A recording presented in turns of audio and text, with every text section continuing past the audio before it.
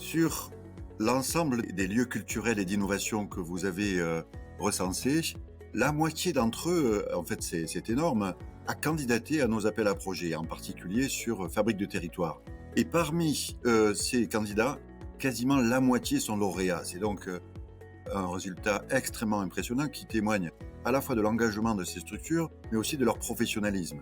Si on regarde leur répartition territoriale, eh bien, ces tiers-lieux sont à la fois sur toutes les régions françaises, mais aussi sur les métropoles, les petites villes, les zones de faible densité.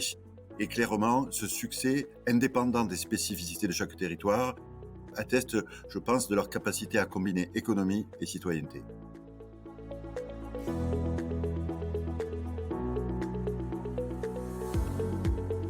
Les tiers-lieux jouent un rôle auquel tout le monde pense. Penser global, agir local.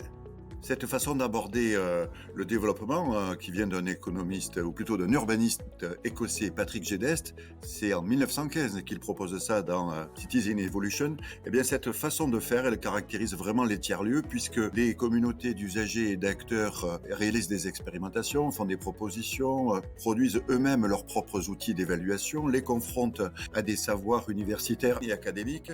Et ce qui est très intéressant, c'est qu'ils recommencent la boucle de façon perpétuelle, puisque ils vont communiquer dans leurs réseaux professionnels ou territoriaux avant de réinjecter ces savoirs dans leurs pratiques. Voilà ce qui illustre probablement bien la façon d'être des tiers-lieux.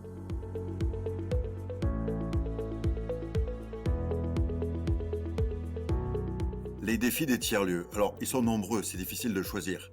Il y en a un qui est incontournable, c'est celui du modèle économique.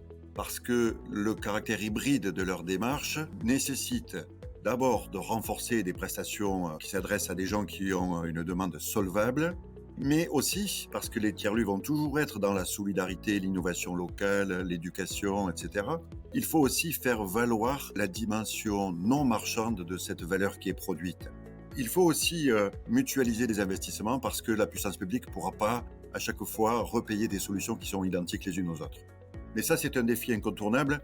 C'est pas le plus important. Le plus important, c'est que les tiers-lieux arrivent à démontrer quelle est la vertu qu'ils amènent dans le monde d'aujourd'hui. Les friches culturelles, les tiers-lieux nourriciers, les Fab Labs sont tous différents les uns des autres. Mais il faut qu'ils montrent quelle est la principale vertu qui est commune et qui consiste à réunir des communautés d'usagers, à impliquer les gens dans la décision et la gouvernance. Et ça permet de s'adapter aux défis des transitions. Donc, comment démontrer les gains individuels et collectifs des apports aux modifications des postures individuelles et collectives? Ça, c'est l'enjeu principal qui va permettre de créer une économie moins consommatrice de matière et d'énergie, donc avec des besoins de régulation moins importants et moins coûteux.